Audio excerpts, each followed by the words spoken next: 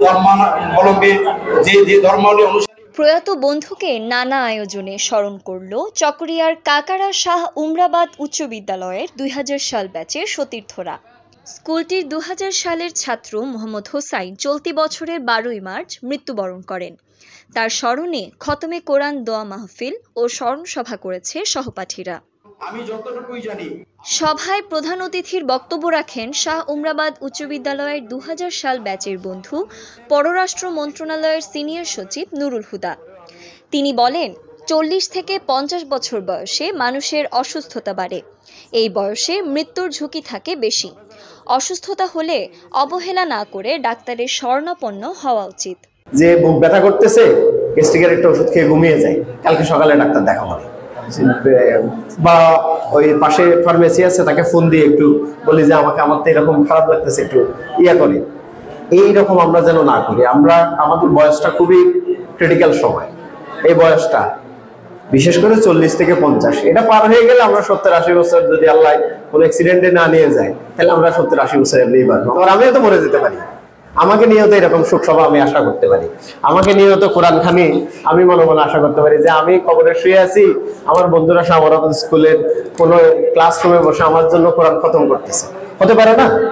হতে পারে। সেই আশা কিন্তু আমরা করতেই পারি। ২০০০ সাল ব্যাচের বন্ধু মিজানুর রহমানের সভাপতিত্বে ও ব্যাচের বন্ধু আরিফ মঈন রাসেলের সঞ্চালনায় স্মরণ সভায় বক্তব্য রাখেন শাহ উমরাবাদ উচ্চ বিদ্যালয়ের প্রধান শিক্ষক মোহাম্মদ সোয়াইবুল ইসলাম, সাবেক প্রধান শিক্ষক মোহাম্মদ জসিম উদ্দিন ফারুক, ব্যাচের বন্ধু নুরুল আফসার রিয়াদ, মোহাম্মদ সাইকুল হক। বক্তারা বলেন, প্রয়াত মোহাম্মদ হোসাইন ছিলেন সকলের প্রিয় মুখ। তার বিদেহী আত্মার মাগফিরাত কামনা করেন সকলে। আমরা অনেক জানাজার ময়দান দেখেছি।